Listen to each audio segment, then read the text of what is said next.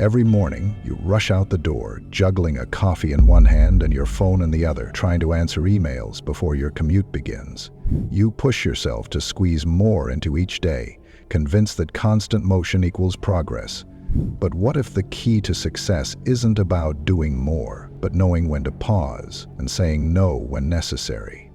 In the dance of life, the most powerful step might be the one where you hold back, observe, and move with intention rather than haste.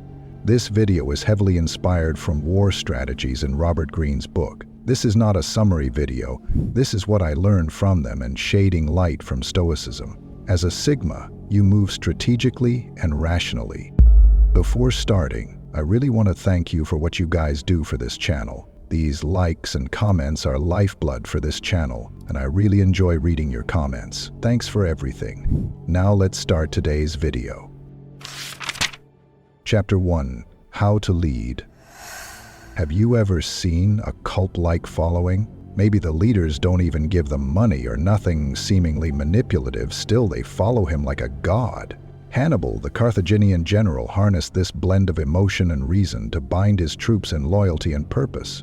His war games in 281 BCE were not just for amusement, but a calculated effort to build morale and discipline, a testament to the power of rational leadership in guiding emotions. Logos, the principle of reason, plays a pivotal role in self-discipline and leadership. To foster morale that withstands the trials of time and conflict, a leader must first embody rationality. It is through reasoned actions and clear thinking that a leader inspires confidence. When your team sees you making decisions based on logic and foresight rather than whim, they will not only follow you, they will respect and perhaps even love your leadership.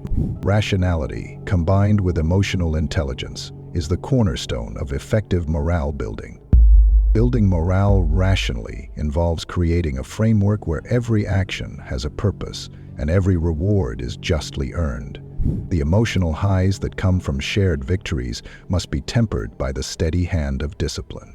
Leaders who act rationally set a precedent. They show that every member's contribution is part of a greater, well-structured whole.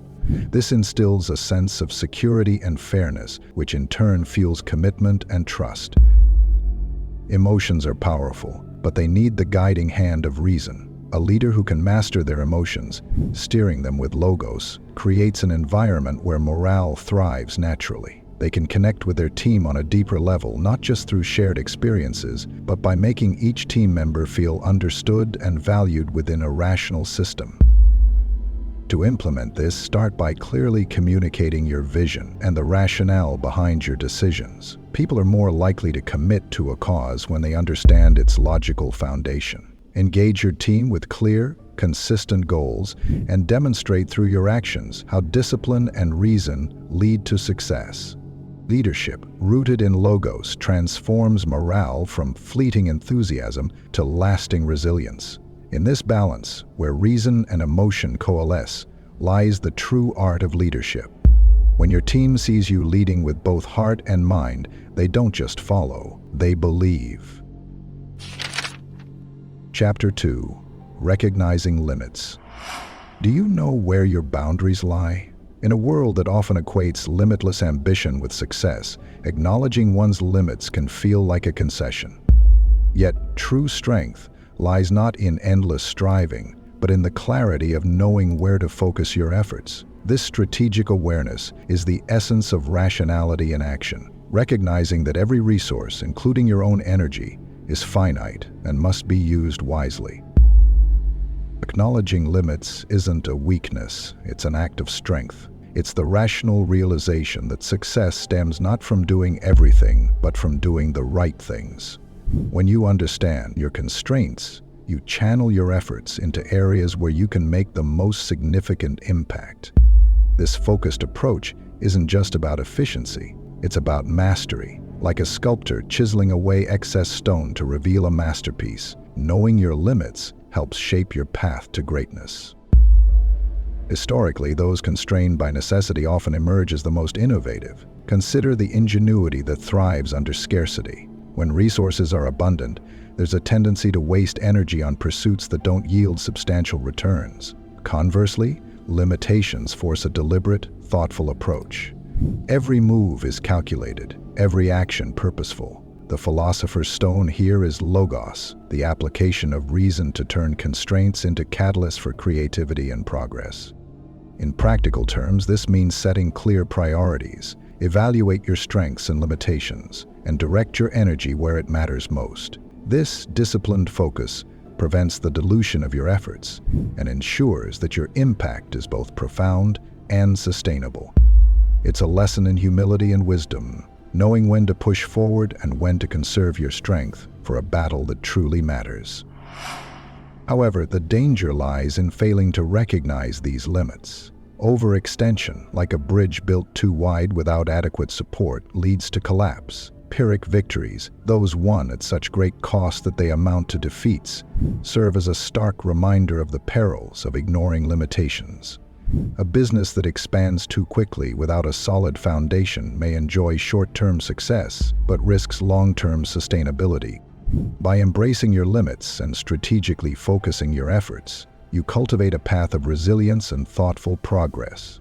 In this measured approach, rationality serves as both guide and guard, ensuring that each step you take leads you closer to enduring success. Chapter 3. Patience. Have you ever felt the urge to act immediately, to rush in and prove your point? It's a natural impulse, especially when under attack. But what if I told you that sometimes the greatest power lies in doing nothing at all, at least for a while?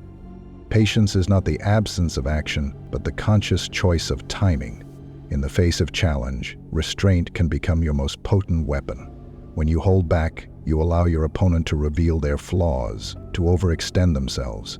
While they charge forward with reckless urgency, you remain poised, assessing the situation with a clarity that only silence can bring. This isn't just about avoiding rash decisions. It's about gaining control of the narrative. When you hold your ground, your opponent becomes the one off balance, unknowingly setting the stage for your counterattack. Think of it as the stillness before a storm. A calm sea seems harmless, but the moment it turns, it does so with a force that leaves no room for resistance. Silence, like a calm surface, lures the aggressor into a false sense of certainty, and the moment they make their move, the calm erupts into decisive action. The danger of rushing in, of acting impulsively, lies in the loss of strategy.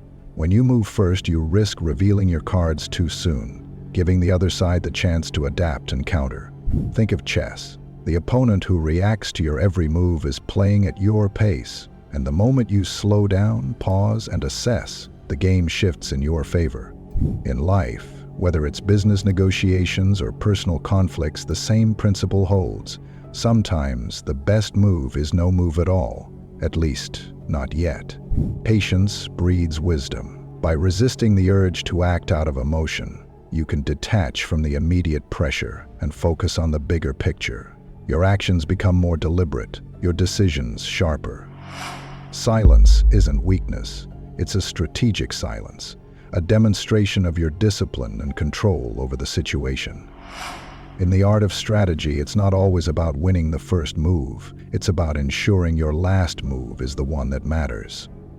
Incorporating this into your leadership style, you'll find that others start to trust you not just for your actions, but for your ability to remain grounded. Rationality, rooted in silence and patience, creates a gravitational pull of respect and loyalty. It's a leadership of clarity, not chaos, one that holds the line until the perfect moment arrives. Chapter 4. Retreat. How often do we feel the need to prove ourselves, to constantly push forward, whether in a conversation, a project, or an argument? But what if stepping back, even momentarily, could be your greatest strategic advantage? A strategic retreat is not surrender. It is a move designed for recovery, for regaining control. When faced with an aggressive force, the instinct is to fight back, to meet every challenge head-on. Yet history reveals a different path. Consider how, in moments of overwhelming pressure, the act of retreating can serve to outsmart the enemy. The key is understanding that sometimes giving up ground can provide the space to prepare for a far more powerful strike later on. This is where the concept of time over space comes into play. Space, whether it's land or material resources, can always be regained, but time once lost is gone forever. By retreating strategically, you allow your opponent to stretch their resources thin, chasing after what they think is a quick victory, only to find themselves worn out and exploit. Their fatigue, their mistakes, these are the vulnerabilities you wait to exploit. Retreat then becomes a powerful tool. It's not a sign of weakness, but a controlled move that forces your opponent into the position of overextension. This allows you to capitalize on their errors, leveraging your patience as an advantage. Just like a chess player who sacrifices a pawn to gain a strategic advantage later, the retreat is a calculated move to force the opponent to make the first mistake. Strategically, this is the essence of conserving resources, whether they are physical, mental, or emotional, and using them only when the moment is ripe. A retreat is an investment in your own strength, a temporary withdrawal with the end goal of ensuring your opponent spends their energy on a battle that they will ultimately lose. In leadership, this philosophy extends to decision-making. There are moments when the best response is silence, or when walking away from a conversation is the key to preserving your authority. When you withdraw, you are not giving up. You are setting the stage for your opponent's downfall. You conserve your energy, and when the time is right, you strike back, not with brute force, but with precision and overwhelming resolve. Remember, sometimes the smartest way to win is to make your opponent fight for a victory that is ultimately theirs to lose. A strategic retreat shows wisdom and restraint, not fear, and the one who knows when to retreat is often the one who knows how to win. Chapter 5: Mastering the Art of Counterattack. How often do we find ourselves reacting impulsively to challenges, giving in to the emotional pull of immediate confrontation? What if the real power lies not in quick retaliation, but in measured silence, in allowing your adversary to overextend before responding? The counterattack is not about mindless aggression, it's about restraint. Allowing your opponent to make the first move, and then using their energy against them. Think of a seasoned strategist who waits for the opponent to expose their weaknesses. By holding back, you force them to reveal their strategy, their vulnerabilities. This is where true power lies. In battle, whether physical or psychological, moving first often exposes your plans, giving your opponent the opportunity to counter. But by waiting and observing, you can position yourself to exploit their mistakes, shifting the odds in your favor. When faced with an attack, your instinct may be to defend yourself immediately, to prove that you won't back down. But silence, when applied strategically, can disarm your opponent, leaving them frustrated and unsure of how to proceed. This silence forces them into a position where they must act, often impulsively, allowing you to capitalize on their emotional outburst or rash decision.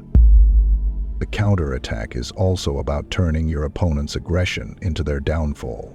By mirroring their behavior, reflecting their emotional state back at them, you create a sense of instability. Their anger, their frustration, these become the very tools that will undo them. This strategic reflection makes them question their position, undermining their confidence and destabilizing their entire approach.